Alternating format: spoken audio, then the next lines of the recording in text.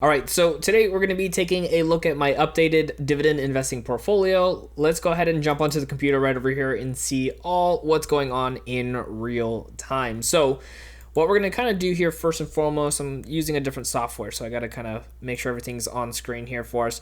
So currently my portfolio is now sitting at $26,220. So this is actually at the highest it's ever been, hitting over 26,000. We actually just recently hit over 25, so things are going pretty well here. You can see we're nicely named Dividend Dentist, but we also have some growth stuff in here as well too. I get people pointing that out pretty much every single time I make these videos. So let's kind of take a look here and see how the portfolio is doing. If you're following along, obviously you might have seen some of this, but if you're new here, this is kind of what we're focused on, is we're making sure that we are, paying attention to dividends for the long term, not the current time frame. So something to keep in mind. But let's kind of take a look and see how this portfolio has been doing. Over the last day, we did about almost a $30 gain here. In the last week, we've gained almost $664, which is really important to see why, when the market was down, that we were still buying in, because we wanted to be able to get the best price possible. Now, can the market still go back down? Probably, but nonetheless, we were still investing. In the last month, we're still down about $58, but again, nonetheless, it's now going back up. Hey, it could go back down again, but we'll still be buying. Look at this. If we go for the quarter, we are up almost $1,145. For the year, $4,700 and $53. Yeah, that was correct. And then for the lifetime, $4,443. Now, this is gains in total with anything that I sold. This is any dividends that I've actually got paid out, and all the unrealized gains as well. So to some people, this is not a number they care about. I still like this number. This is what they call money weighted returns here on M1 Finance, by the way. This is what I love to use. And money weighted returns just gives me a better idea of how much I've actually grown my money as a whole. So I put in 22,000. You can kind of see down here. Let me actually clean this up. You can see here $22,080, and in total we've gained the 4,443. So that just really helps kind of put in perspective for me and like what I'm trying to understand with this platform. If we go into our holdings, let's go in here. In case for anybody that wants the unrealized gains, we're up $3,458, which is about 15%, not too shabby. I know there's a lot of people out there that are really focused on the growth side of things, and we have some growth stocks in here, but I'm playing a couple different levels here. I'm trying to be long-term on this and then have a little bit more risky stuff as my portfolio keeps growing in different investing accounts, which if you're interested in, you could follow along by subscribing. I'll show you guys not only this M1 Finance portfolio, but my Robinhood portfolio, a Cash App one we're doing, and then also my retirement with Vanguard. So we got about 4 different portfolios that we really focus in here and kind of have different styles in each one, and then you guys are just kind of following along with me. So hopefully all these different ones kind of give you some ideas of what you can be investing in, what kind of style you want to be into, because I'll show you dividend, I'll show you growth, I'll show you, higher risk stuff that we're doing as well too. And then the retirement stuff, which is super boring because it's the same stuff over and over again, but it's obviously tried and true. Just kind of some stuff to kind of really consider. But nonetheless this is our portfolio. This is kind of where we're going.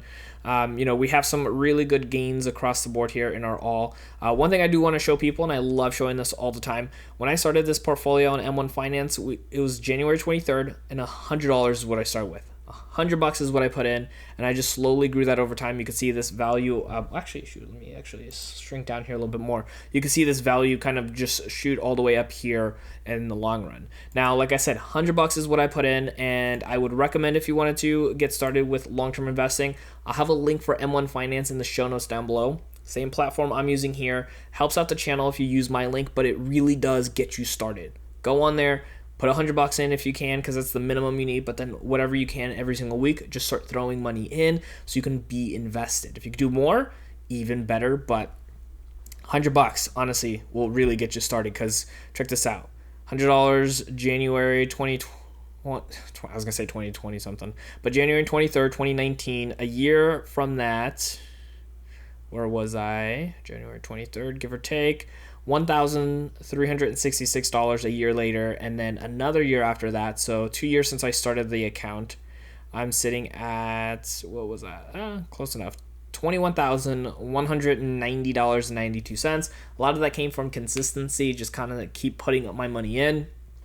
And then obviously it's continuing to grow over 26,000 now. But putting $10 in a week was pretty cool. It's what I like to do. I'll show you guys here just so you guys can see this. Let's go ahead and switch this over. Deposits. Look at this. $10 a week is what I started with. Just in case people don't believe me, you guys can see that's what I honestly did. I just put my money in. And I do get a lot of people that are just like, hey, what do I invest in if I'm just getting started? Like, where do I put my money? And I'll tell people this all the time, that, hey, look, when I first started, actually, let's go back in here. This is what I would have recommended because this is what I did. But I don't actually tell people to do this. This is just what I actually did. And I think it's a great way to start for a lot of people who maybe aren't as familiar with what to do with investments.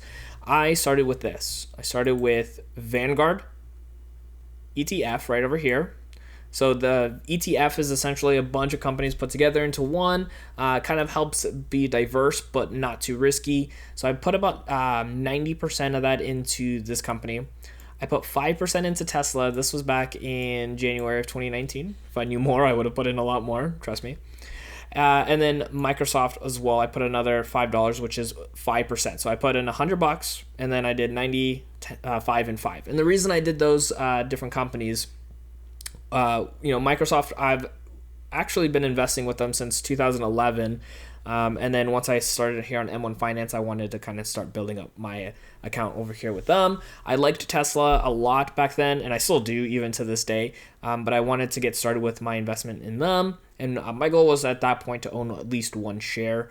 And then my Vanguard portfolio ETF. So this is like my bread and butter at the time I was investing in, and then I'll show you here too. Let's clean that up.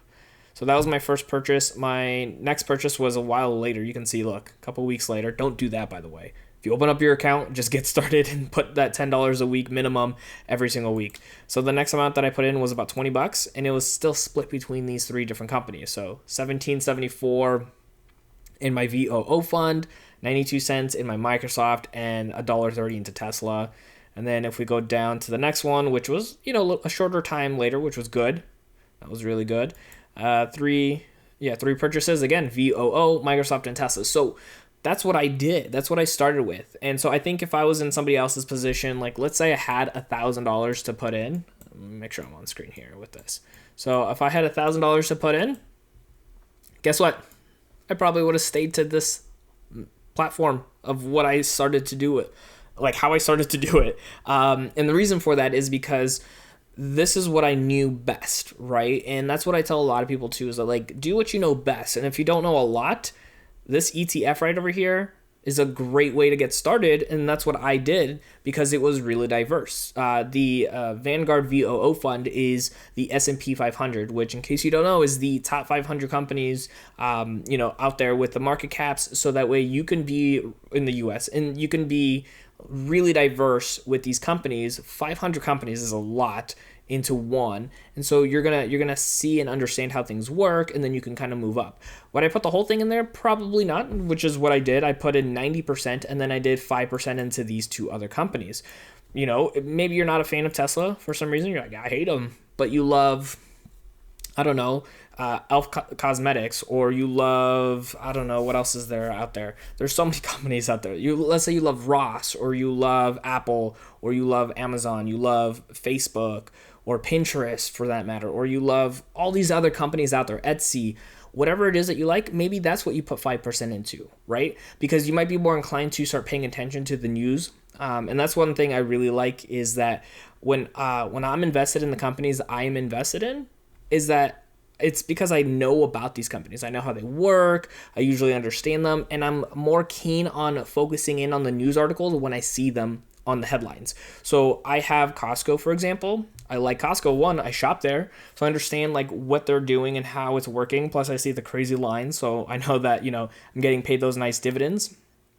But also too understanding that like, okay, well, if I'm browsing through the news articles and I see something come up with Costco, I'm going to be more likely to listen in or read in because of what's going on with me being invested. I want to care about that stuff. So yeah, check it out. Like, pay attention to those things. But that's probably what I would personally do if I were getting started with investing, especially right now. I would probably still stick into it. I don't have that Vanguard fund anymore. I actually have a different ETF. Fairly similar, just has lower expense ratio, and it's only the top 250 stocks in the S&P 500. But that's with my risk tolerance. As I'm building up a portfolio, I've gained a lot more. And then now I have total of 27 positions. So I still own Tesla and I still own Microsoft, but now I own things like Apple, Home Depot, Amazon, Google, NextEra Energy. Some people might know that one. Google, I said that, I think, right? Lockheed Martin, Aflac, and a whole bunch of other stocks. But again, it just all got started slowly but surely because I was starting to invest first and foremost, very diverse in that one ETF, and then starting to add in these individual stocks. I actually got to a point where I got up to, I think it was like 44 stocks, give or take. And then I quickly learned that that was way too many to pay attention to, and my money was getting spread too thin, and I didn't like that, so I kind of pulled back on that. And even 27 might be a little too much right now. I might cut back a few more over time, but that's like the whole premise of like, okay, what do I want? How do I want it? It didn't happen instantaneously. I didn't build this portfolio, which again, this is with M1 Finance. I will have them linked down below. But if you guys want something like this, this didn't happen overnight. I didn't instantly know that this was the portfolio that I love. I actually love my portfolio here. I check it probably too many times in a single day, but I really, really do love this. And for me, it probably took a better part of a year to really get a good understanding, and then probably not until maybe like 8 months ago was I pretty solidified in these different stocks that I have and like holding on to them, having these different sectors right over here on screen that you can see. Like those things, like that happened over time. So for a lot of people, they might not know where do they want to go with their portfolio or how it ends up. But if you get started right away, then you can start learning through that process. Start with $100 because if something happens, $100 is not going to make a break for you, hopefully. And so that way you can start testing things out. If you are interested, like I said, I'll of course have that link like I mentioned, but if I can remember, I will put a link to my playlist tutorial on how to actually set up an M1 Finance account like this from my main channel. So this is actually my secondary channel, in case you guys didn't know. You guys can hit subscribe so you guys can get the updates with these videos. But on my main channel, I actually go over how to set this up. So if you're curious about that, as long as I don't forget, I'll have it in the show notes, in the show notes. If I do forget, leave a comment down below to remind me, so that will be much appreciated. And when you're down there too, hopefully it's not because I forgot about that the description, but while you're down there, subscribing or hitting the like button, because hitting the like button, of course, supports the channel. Let me know what you guys invested in at the very beginning of your journey if you've already started, right? If you're somebody who's been investing for a couple months or a few years now, like, do you recall what companies you started with? Like, was it something like mine where it was split between a few different companies? Was it one stock in general? I like to hear from you guys because you saw what I started with on this portfolio. My original first investment ever was Microsoft with, I think Capital One had some kind of investing platform. I can't remember the name of it right now, but that's where I actually started my full investment. So Microsoft kind of has something near and dear to me when it comes to investing because I actually made some good money from that stock entirely. So moving on to the next area here, let's kind of go onto seekingalpha.com. I love checking out this website. This is one of my favorites. I'm not affiliated with them right now, although I did ask them if they want to send me something for their pro stuff. Haven't heard back, but let's take a look here and see. So right now I've connected my M1 Finance account, mainly because I like to go to the performance. I could obviously do this on M1 too, but I'm just doing it from here. So if we go to performance and look at the last 5 days, so the last 5 days has been pretty healthy. We had Home Depot doing really well, over 6% here, which is great because if I actually go back in here, one of the things that I love to do, and if you guys have been following me for a little bit, you might know this. When I have a stock in my portfolio that is not doing very well, I buy heavy. Like I go in really deep here because check this out. So I mean, granted, I only put $10 in a couple days, actually like a week or so ago. I haven't invested in them in a little bit, but check this out. I put in like 60, 50, 25, 35. Before that, I was maybe doing like $15 here, $20 there, a little bit here. But like you can see that there's like gaps between how much I put in versus like now I was putting in tons. Let's see, what was the time before that? Yeah, see, look, I was normally doing like $10, $20 here and there. I think they had a nice dip in December, so I bought in. I have this like weird thing where when a company goes really low, in my portfolio at least, I love to buy more into them. So I'll show you here right now with my unrealized gains. Oh, really quick. Check this out. Discover an ally up over 100 and something percent. Pretty awesome. But right now, like Costco's down on my portfolio. My S&P 500 fund is down about $60 here. Pepsi next to Era. Lockheed Martin's been down in my portfolio for a long time. If you guys have been following along, DLR has been down as well too. So I like to like really buy into them. So Home Depot right now you can see is about 10% or up 10% on my portfolio. But I think if we go in here, let's see if it actually shows this. So let's go over like the last quarter maybe.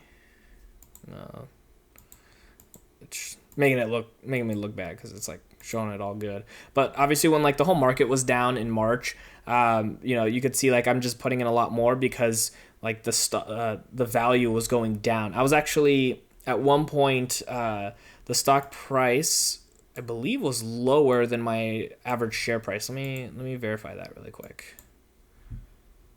Let's see here. Last month. Yeah, see, look. So back in March, I was like, man, I'm pretty sure it was. So it got as low as 246, and my share price was 258, or at least it is now. So at some point, it actually went way lower than my average share price. So I kept throwing a lot more in during this time period right here. Like, man, you guys are gonna think that like I'm like being sold by Home Depot or something like that, but I promise, I just like the stock a lot. Dividends pay out really well. Amazing dividend increases every single year, which is one of the main things I love when it comes to focusing on dividends, is not the current payouts for dividends, but the future payouts for dividends. That's the thing I love the most. So right here, like, cha-ching, this is to me buying opportunity. This is what I love, and this is when I love to buy. So when I'm looking at my performance here on Seeking Alpha, so if I go back to performance, so my 5-day average, or not average, my 5-day performance is 6.46% on Home Depot. If we go down here, Ross has been the worst performing stock this week, which is perfect because, check this out. Let me go back here. If we clean all this up, let's go to Ross. I'll show you. Proof is in the pudding, right? That's what they say. Look at this. So they've been down as well, just like everybody else. But look, bam, been putting in some money. I had a little bit of dividend payout, so I paid into that one. $35, $20, $50, $20. Before that, I mean, we were talking, a couple bucks here and there. But when they go down, I buy more. So hopefully you guys are doing the same thing, buying on the dips. So let's see what is currently really down in my portfolio. So Tesla is still down about 15% right now in my portfolio, or just in general, I should say. Costco's down about 7.56. NextEra Energy is down about 7.16. And then Amazon is about 5. So is Apple. I've been putting a lot into Apple. Apple's my biggest holding in general.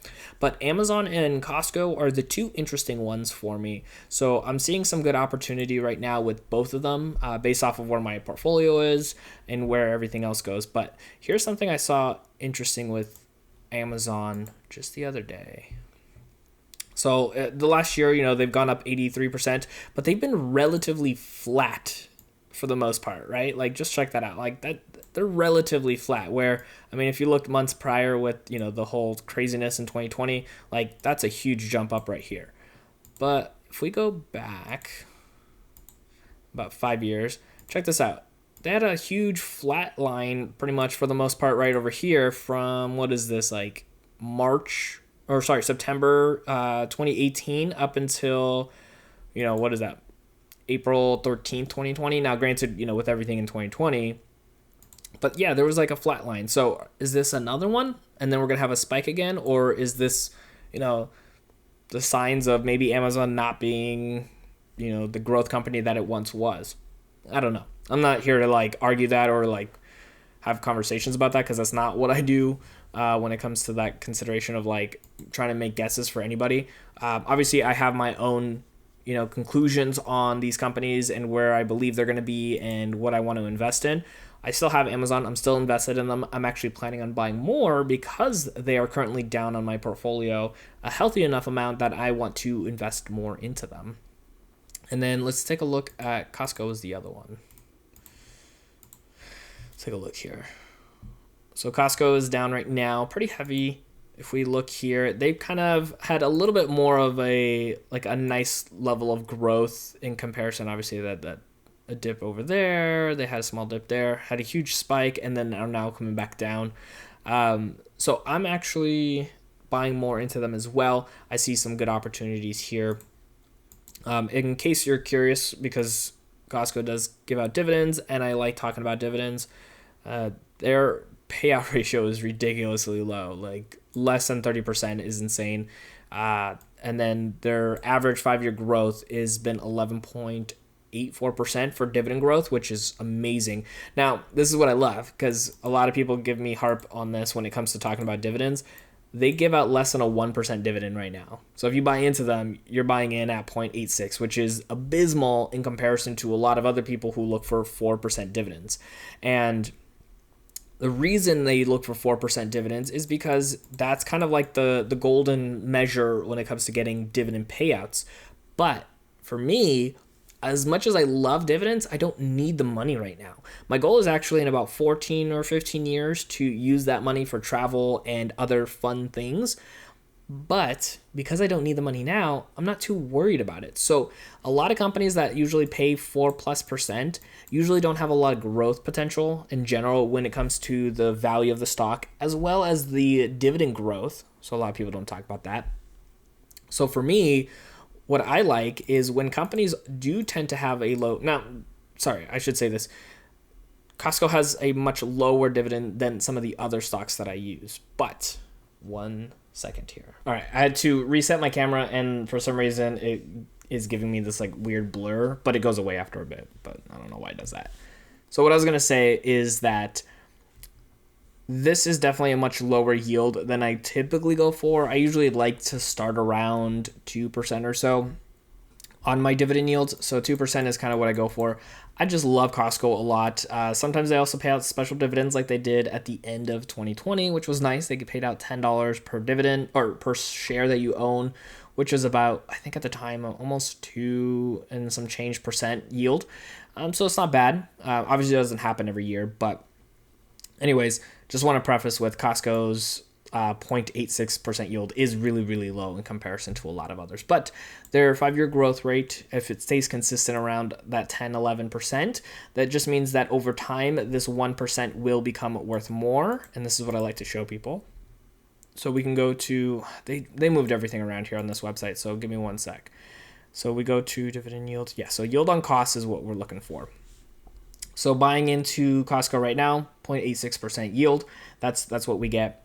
If we go all the way back 5 years ago, so if you bought the stock 5 years ago, you would be closer to a yield of 1.9% right now. Now, that doesn't mean back then it was worth 1.9% yield. You were probably getting buying in at a different price point, which means that you were probably getting close to maybe 1% or so.